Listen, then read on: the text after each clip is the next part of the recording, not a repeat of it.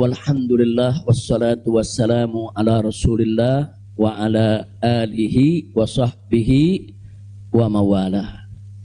Ahiba'il kiram, usikum jami'a wa nafsi bi taqwallah wa bi ta'ati Rasulillah sallallahu alaihi wasallam. Fa nas'alallah subhanahu wa ta'ala an yahdiyana ila siratihil mustaqim wa yaj'alana minal muttaqin wa yudkhilana jannatahu jannatan na'im, amin ya rabbal alamin. Segala puji kita panjatkan bagi Allah Jalla Jalaluh.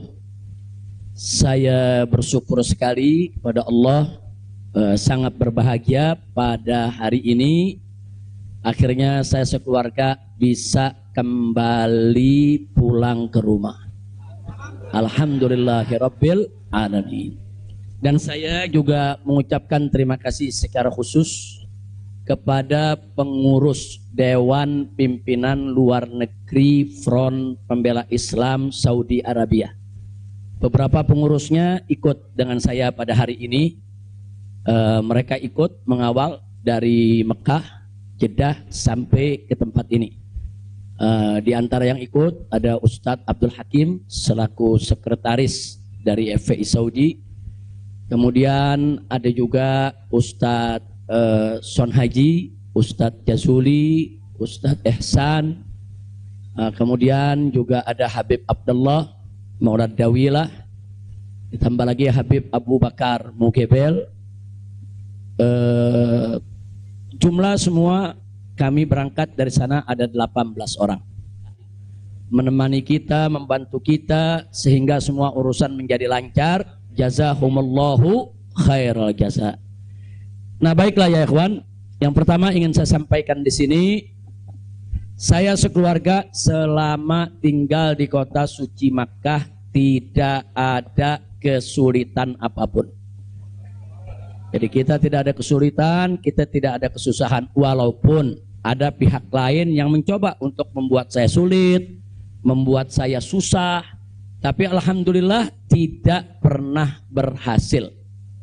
Wa yamkuruna wa yamkurullah wallahu khairul makirin. Jadi kalau saya malu sekali kalau saya harus katakan, oh di Mekah ini susah, kita diasingkan, kita dijauhkan. Enggak. Di Mekah nikmat, baladan aminan mubarakat. Kita mendapatkan kenikmatan di Mekah luar biasa. Di sini saya banyak kawan, sampai di Mekah saya dapat kawan juga tidak kalah banyaknya. Di sini kita punya jamaah, sampai di Mekah juga kita punya jamaah. Di sini kita punya pengajian, sampai di Mekah juga kita buka pengajian. Di sini kita punya gerakan dakwah, ternyata di Mekah juga kita buka gerakan dakwah. Jadi artinya nggak ada yang kurang. Bahkan sekali lagi kita katakan di Mekah ini tentu punya kelebihan yang luar biasa untuk ibadah 100.000 kali lipat ganjarannya. Sebetulnya kalau ingat 100.000 kali lipat kayaknya nggak mau pulang ya. Habib, 100.000 kali lipat, begitu sampai Tamburan satu lagi nilainya. Nah, di Petamburan nilainya satu, kalau di Mekah nilainya 100.000. Laulal wajibat dakwiyah, kalau tidak ada kewajiban dakwah di negeri ini, saya tidak akan tinggalkan Mekah. Kita cinta Mekah, Mekah luar biasa, satu negeri yang memang penuh keberkahan. Baladan aminan mubarakat. Jadi sekali lagi selama kita di Mekah, alhamdulillah. Kalaupun ada sedikit tantangan-tantangan, sedikit kesulitan-kesulitan, tapi semua itu bisa atasi dengan mudah ya ikhwan. Nah baiklah. Kemudian yang perlu saya sampaikan juga ya ikhwan, di tempat ini kenapa muncul aneka ragam isyaat, yaitu isu-isu gosip, rumor dan lain sebagainya. Katanya saya mau ditangkap lah, mau dideportasi lah, kemudian juga overstay lah dan seterusnya. Jadi yang ingin saya sampaikan di sini, ya saya memang overstay pada awalnya. Jadi sebulan sebelum visa saya habis, saya waktu itu mendapat pencekalan, tidak boleh pulang. Nah, tapi pencekalan tersebut bukan karena melanggar aturan, bukan. Bukan karena melanggar ketentuan keimigrasian, bukan. Jadi kalau ada mengatakan karena ada pelanggaran, ada pidana, bohong. Saudara, itu hoax, bahkan itu fitnah. Jadi saya dicekal li asbabin amniyah. Itu ditulis dalam surat cekalnya. Li asbabin amniyah, karena alasan keamanan. Nah, biasanya kalau alasannya melanggar di situ ditulis mukhalafatun nizam atau at-takhalluf anin nizam. Nah, itu namanya melanggar aturan. Enggak ada. Di dokumen saya tidak ada kalimat at-takhalluf anin nizam atau mukhalafatun qanun. Enggak ada. Yang ada adalah li asbabin amniyah, untuk alasan keamanan. Nah, tentunya saya tidak diam. Saya terus melakukan lobby dengan pemerintah Saudi, dengan otoritas Saudi. Ini asbabun amniyah yang bagaimana maksudnya? Kemudian kenapa saya tidak bisa keluar dan seterusnya. Ini terjadi pembicaraan yang cukup panjang ya, ikhwan. Tapi memang mereka sendiri mengaku. Jadi saya ini di sana diperiksa oleh Badan Intelijen Saudi, saya diperiksa oleh Dewan Keamanan Saudi, saudara. Nah, belakangan, saudara, kenapa saya diperiksa? Mereka mendapatkan laporan sampah dari negeri ini ya. Jadi mereka bilang ini zubalah. Nahnu nahsul alal maklumat kadzibah. Kita mendapat informasi yang bohong. Bahkan mereka bilang zubalah. Zubalah itu sampah ya, kawan. Informasi sampah tentang Anda. Jadi katanya saya ini buronan, melarikan diri, ada persoalan hukum yang saya hadapi. Saya ini katanya red notice. Kemudian ada lagi yang mengatakan kalau saya ini saudara orang politik yang selalu bikin keributan di mana-mana, nanti bahaya untuk keamanan Saudi. Nah, ini laporan-laporan semacam ini, saya tidak mau menuduh siapa yang melapor, si A atau si B atau si C ya ikhwan. Tapi ini ada. Dan ini bukan laporan dari orang biasa. Kalau laporan dari orang biasa, saudara, nggak bakal dihiraukan oleh pemerintah Saudi. Ini tingkat negara. Ini bukan tingkat RT, bukan tingkat RW, ini tingkat negara. Negara Saudi mendapatkan laporan. Berarti yang memberikan laporan ini, saudara, ini tingkat tinggi juga. Nah, tapi ala kulihal semua kita buktikan. Mereka bilang, apa betul? Anda ini punya kasus hukum. Ada 2 kasus hukum. Satu di Jakarta, satu di Bandung. Saya katakan kepada mereka, saya tidak punya kasus hukum. Mana buktinya? Saya punya SP3. SP3-nya saya terjemahkan ke dalam bahasa Arab. Kayaknya dalam sejarah nggak pernah ada SP3 diterjemahkan ke dalam bahasa Arab. Sebab kalau saya serahkan SP3, ya tentu kan polisi di sana nggak paham. Intelijen di sana nggak paham. Apa isinya, apa maksudnya. Kita terjemahkan dalam bahasa Arab. Kita buat dokumen resmi, terjemah resmi. Jadi saya katakan, tuduhan apa yang Anda dapat dari pemerintah Indonesia? Oh, Anda ini melarikan diri dari Jakarta karena ada kasus hukum. Saya tunjukkan, ini SP3. Silakan Anda baca. Begitu mereka baca, mereka kaget. Oh, ini kan hukum sudah selesai. Kenapa kok masih dilaporkan Anda tetap bersalah? Jadi pemerintah Saudi sendiri yang menilai ya. Nah, kemudian yang kedua, waktu kasus Bandung, saya bilang juga udah nggak ada perkara. Punya SP3, saya terjemahin lagi SP3-nya. Saudara. Nah, terakhir mereka bilang katanya Anda ini dikejar-kejar badan intelijen dari negara Anda. Saya bilang enggak, saya enggak punya persoalan dengan badan intelijen. Oh, tapi ini ada laporannya. Anda bisa buktikan kalau Anda tidak punya permasalahan dengan badan intelijen Indonesia? Punya. Loh, apa buktinya? Saya punya dokumen. Perjanjian antara saya dengan badan intelijen negara Indonesia. Saya terjemahkan lagi dalam bahasa Arab. Resmi di situ, saudara. Dan dokumen ini kan belum saya buka ke masyarakat ya ikhwan. Saya pikir nggak ada perlunya saya buka ya ikhwan, kecuali kalau darurat saya tunjukkan. Mereka kaget loh. Anda punya perjanjian begini bagus dengan negara, Anda tidak punya masalah. Kok dilaporkan macam-macam? Nah, ini yang jadi persoalan ya ikhwan. Ala kulihal, singkat cerita, kalau saya cerita terlalu panjang, saudara, akhirnya pemerintah Saudi ini, otoritas yang berwenang di bidang ini, mereka justru akhirnya minta maaf. Mereka bilang nahnu natawarrat, nahnu ghaltan, kami salah, kami sudah melewati batas wewenang yang kami punya. Kami minta maaf karena memang ini kesalahan dari informasi yang kami terima. Nah, jadi supaya Anda tahu, akhirnya mereka tidak mengganggu kita sama sekali.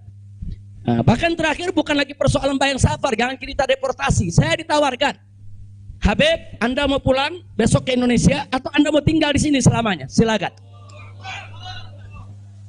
Maka itu pada malam Ahad, Sabtu malam Ahad, sebelum saya pulang, saya ke Riyadh, saya diundang resmi ke Riyadh. Saya diundang resmi ke Riyadh, saya ketemu petinggi di sana ya kawan. Mereka tawarkan, mau tinggal di sini, kita berikan iqamah, kita berikan izin tinggal, masuk umur hidup pun boleh. Silakan Anda memutuskan. Enggak, saya enggak punya persoalan sama pemerintah Saudi, ya kawan. Jadi bohong kalau ada yang bilang saya punya persoalan. Jadi makanya kalau pejabat tuh jangan sembarang bicara. Kalau mau bicara tuh mesti punya data dong. Masa pejabat bicara nggak pakai data? Kalau nggak pakai data, pedagang kopi di warung-warung, ya kan dagang kopi di warung nggak pakai data. Ada kopinya seduh, pakai gula, selesai kasih. Kira-kira jelas gak? Ini kalau pejabat tingkat negara harus punya data ya kawan, nggak sembarangan. Tapi baiklah, kita bagian akhir. Jadi begitu mereka sudah tahu itu semua, semula saya mau dibikinkan bayan safar. Bayan safar itu exit permit, saudara. Nah, bayan safar itu ada dua. Ada izin keluar Saudi, saudara, karena orang melakukan pelanggaran. TKI yang melarikan diri dari majikan, atau umpamanya ada tenaga kerja yang melakukan pelanggaran pidana, mencuri, berkelahi, atau membunuh saudara. Nah, mereka ini kalau diusir dari Saudi itu namanya deportasi dengan bayan safar. Tapi ada juga jenis bayan safar lain. Nah, seperti apa? Seperti orang yang mendapat suaka politik, itu kan perlindungan. Atau seperti orang yang dicekal politik, seperti yang saya alami. Itu bukan pidana. Atau seperti mereka yang kehilangan warga negara, seperti orang-orang Rohingya yang tinggal di Mekah. Itu mereka nggak punya warga negara, saudara. Tapi kalau suatu ketika mereka mau pulang ke negerinya, diberikan bayan safar kalau mereka mau pulang. Nah, kalau mereka nggak mau pulang, mereka dijamin silakan tinggal di Saudi Arabia. Nah, jadi ini namanya bayan safar. Tapi ternyata terakhir karena mereka menyadari saya tidak bersalah, ini yang menarik ya. Mereka sendiri yang mengatakan, ya Syekh, Anda tidak layak untuk dapat bayan safar. Karena kalau Anda dapat bayan safar, nanti catatan overstay-nya itu nggak hilang. Nah, jadi dalam dokumen keimigrasian kan ada overstay, itu nggak hilang. Nah, walaupun Anda tidak dicegah, tapi catatan itu kan jadi buruk. Anda nggak pantas untuk mendapat catatan buruk karena Anda tidak bersalah. Jadi saya tanya, lalu apa mau diberikan? Jadi dibatalkan itu bayan safar. Lalu apa mau diberikan? Kami perpanjang visa Anda. Jadi selama 2 tahun lebih, 3 tahun setengah itu ya kawan, seolah-olah saya punya visa umurnya 3 tahun setengah. Tidak ada overstay ya kawan. Nah, cuman pada saat mereka tanya, mau diperpanjangnya sampai kapan ya Syekh? Dia tanya, saya mau sebulan, mau 2 bulan lagi. Saya katakan enggak, saya mau pulang tanggal 9 insya Allah. Jadi cukup bayan safar, bukan bayan safar, tamdidnya cukup sampai tanggal 11 ya kawan. Nah, cukup tanggal 11, tanggal 9 insya Allah saya pulang. Nah, jadi ini yang perlu saya sampaikan sekaligus klarifikasi, bohong. Kalau ada mengatakan saya melanggar aturan di sana, saya dicari, saya mau dipenjara, bohong. Nah, dan saya sesalkan kalau kalimat-kalimat semacam itu keluar dari mulut pejabat ya kawan. Kira-kira jelas tidak? Paham semua? Baik. Nah, ternyata upaya mereka menggagalkan saya pulang, saudara, nggak berhenti sampai di situ. Nah, ada yang menarik, saudara. Saya sudah beli tiket, sudah pesan penerbangan tanggal 9. Tiba-tiba dari Indonesia ini ada yang membuat email atas nama saya. Namanya Habib Muhammad Rizik Syihab. Saudara, pakai foto saya. Email ini dikirim ke travel tempat saya memesan tiket. Nah, apa isi pesannya? Bahwa kami tidak jadi berangkat, mohon dibatalkan. Kami punya jadwal. Jadi ada upaya begitu. Ini bukan. Jadi ada yang bilang, ini kan cuma pura-pura jadi korban. Ini pura-pura playing victim. Enggak, memang benar mau dibatalkan ya, kawan. Tapi ala kulihat travelnya telepon langsung ke kita, apa betul Anda ingin membatalkan? Kita bilang enggak, ini ada email dari nama Anda. Saya katakan itu email palsu. Nah, ala kulihat tidak dibatalkan. Tapi enggak puas sampai di situ, ya kawan. Malam Ahad kemarin, malam Ahad yang lalu, pada saat saya ke Riyadh, ada gerakan lagi. Mereka membuat email atas nama travel tempat saya beli tiket. Nah, travel ini kan ngambil tiketnya ke bagian marketing Saudi ya Pak. Ternyata kursi Saudi itu sudah diborong oleh marketing di Turki, di Istanbul. Jadi dibuatlah email atas nama travel, dikirim ke Istanbul. Minta supaya jadwal saya, istri dan 2 putri saya dibatalkan. Dan dibatalkan. Nah, jadi malam-malam Ahad itu sudah batal. Saya punya jadwal ya Pak. Tapi saya katakan kepada teman-teman pengurus FPI di Mekah, jangan diumumkan. Diam, kalau diumumkan ini nanti, kalau ini diumumkan ya ikhwan, padahal kita kan masih punya peluang untuk melawan itu. Kita masih punya peluang untuk memperbaharui. Kita masih punya peluang untuk beli tiket lain. Maka itu kita diam, tidak kita umumkan. Kalau yang pertama kita umumkan. Pembatalan yang pertama itu kita umumkan. Yang kedua tidak kita umumkan. Nah, tujuan saya kedua untuk tidak diumumkan apa? Supaya musuh-musuh, penjahat-penjahat, bajingan-bajingan yang membuat itu sudah merasa menang ya ikhwan. Dia mereka merasa menang, ketawa-ketawa, udah batal lo. Besok kalau lo ke airport, begitu masuk ke counter, nama sudah tidak ada. Biarin aja dia senang ya ikhwan, nggak apa-apa, biar dia senang. Jadi sengaja kita biarkan. Nah kemudian kita hubungi travel yang ada, kita minta untuk ganti kode booking. Nah, ada tambahan biaya, kita tambah biayanya. Tetap kita minta tanggal itu untuk kita dapat kursi dan kita dapat, kita diam ya ikhwan. Kita nggak umumkan kalau kita punya tiket baru. Nah ini kita tidak umumkan. Lancar semua. Tapi ternyata jebol juga informasi ke mereka kalau saya punya tiket baru ya ikhwan. Lalu apa yang terjadi? Pesawat berangkat jam 7. Dari jam 11 siang saya sudah kirim orang untuk check-in. Jam 2 kita sudah full semua, kita sudah dapat check-in. Barang sudah masuk.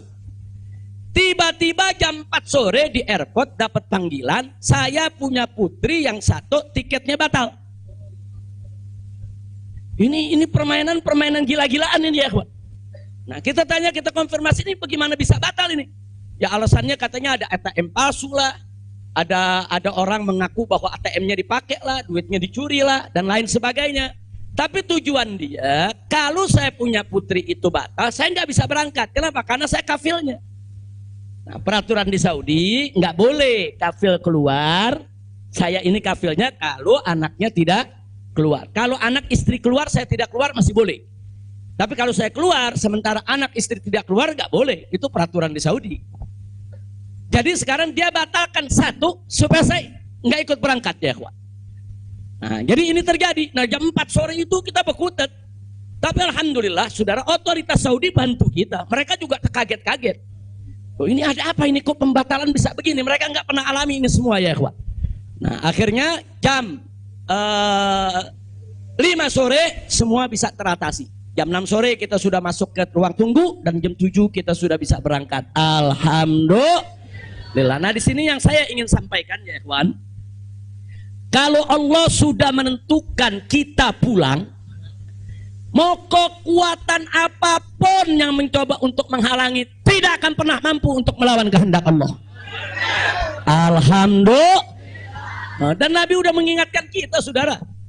Sudah mengingatkan kita dari jauh-jauh hari, hatta manusia dan jin ini bersatu untuk memberikan manfaat kepada engkau, tidak akan pernah bisa kecuali manfaat yang sudah ditetapkan oleh Allah. Begitu juga saudara, manusia dan jin rame-rame bersatu untuk mencelakakanmu. Saudara, tidak akan pernah kamu bisa celaka kecuali sesuatu yang sudah ditetapkan oleh Allah. Maka itu saya mengajak semua di sini belajar dari ini semua. Saudara, dekatkan diri kepada Allah, tingkatkan tawakal kita, jangan takut dengan orang-orang yang ingin berbuat jahat kepada kita semua. Enggak usah khawatir. Wa yamkuruna wa yamkurullah wallahu khairul. Makin tancapkan dalam diri kita la haula wala quwwata illa billahil aliyil azim. Tancapkan itu ya kawan. Jangan pernah takut. Nah, buktinya akhirnya kita bisa pulang. Alhamdulillah. Hada min fadli rabbi liyabluwani ashkur am akfur ya kawan. Dan memang kemarin itu pada saat saya ke imigrasi Saudi, mereka juga bingung. Karena ini bukan urusan imigrasi, tapi ini otoritas keamanan nasional Saudi. Mereka bilang nggak pernah ada orang pakai bisa ziarah orang asing, bisa hidup 3,5 tahun di Saudi tanpa denda, tanpa blacklist. Nah, ini semua karunia dari Allah. dari Allah. Jadi tidak benar kalau kita di sana kesulitan, kesusahan, enggak. Kita di sana senang, kita di sana bahagia, bahkan sedih sekali kita tinggalkan Mekah kalau tidak ada kewajiban dakwah di sini. Sekali lagi saya katakan, saya tidak ingin meninggalkan Mekah. Di Mekah semua Allah ganti, lebih indah yang Allah ganti ya kawan.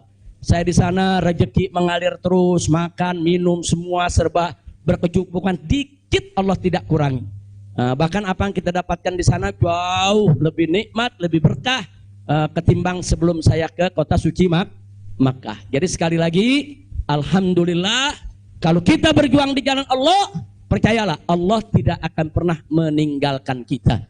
Enggak, Allah enggak bakal tinggalin kita ya kawan. Dimanapun kita berada, Allah enggak bakal tinggalkan kita. Kalau kita berjuang untuk Allah, intan surullah yang surkum. Jika kamu ya ayyuhalladzina amanu, hai orang-orang yang beriman, intan surullah, jika kamu memenangkan Allah, membela Allah, berjuang untuk Allah, yang surkum, niscaya pasti Allah akan memenangkan kamu sekalian. Jadi jangan takut. Allah dengan caranya Allah punya kemauan ya kawan. Allah akan selamatkan kita, Allah akan lindungi kita, Allah akan beri keberkahan kepada kita. Dan selama di Mekah, alhamdulillah, saya juga sudah menyelesaikan yaitu disertasi doktor saya sebanyak 1000 halaman ya kawan, dalam bahasa Arab. Alhamdulillah semua berkah. Dan saya punya putri juga yang tinggal di Mekah, akhirnya punya kesempatan menghafal Al-Quran. Akhirnya mereka sudah lebih dari 10 juz hafal Al-Quran. Ini semua yang di sini kita nggak dapat, di Mekah kita dapat. Alhamdulillah, setiap tahun kita bisa melaksanakan ibadah haji, setiap minggu kita bisa melaksanakan ibadah umroh, kita bisa iktikaf di masjid bebas. Saya bisa ke Madinah, ke Jeddah, ke Taif, ziarah kemana-mana tempat, tidak pernah dilarang oleh otoritas Saudi. Jadi sekali lagi saya tandaskan, kalau ada mengatakan di sana saya nih kriminal, melanggar hukum, berurusan dengan hukum Saudi, bohong. Nah begitu, sekali lagi lewat forum ini saya ingin sampaikan terima kasih kepada pemerintah Saudi. Saya sampaikan terima kasih kepada pemerintah Saudi dan apresiasi yang tinggi, di mana selama keberadaan saya 3,5 tahun di sana, mereka telah memperlakukan saya secara baik, kemudian mereka telah memberikan segala kemudahan. Jazahumullahu khairal jaza. Ya kita yang baik kita apresiasi, yang tidak baik kita kritisi. Nah jadi kalau ada mengatakan Habib kok terima kasihnya sama pemerintah Saudi aja, pemerintah Indonesia bagaimana? Ya baik dulu dong. Kalau baik nanti kita terima kasih. Kira-kira betul gak? Betul gak? Kalau pemerintah baik wajib gak terima kasih? Wajib kita apresiasi. Kok Habib belum terima kasih? Ya belum baik. Tunggu baik dulu. Kalau baik kita terima kasih. Kayak kemarin Pak Mahfud mengumumkan yang mau jemput silakan. Nah baik gak tuh?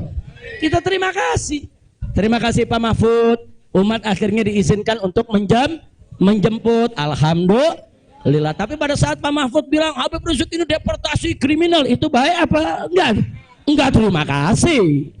Jadi kita objektif aja. Yang baik kita terima kasih, yang enggak baik kita luruskan. Insya Allah. Nah ini yang saya mau sampaikan semua. Jadi tenang-tenang saja, biarkan nanti beri kesempatan saya supaya istirahat dulu.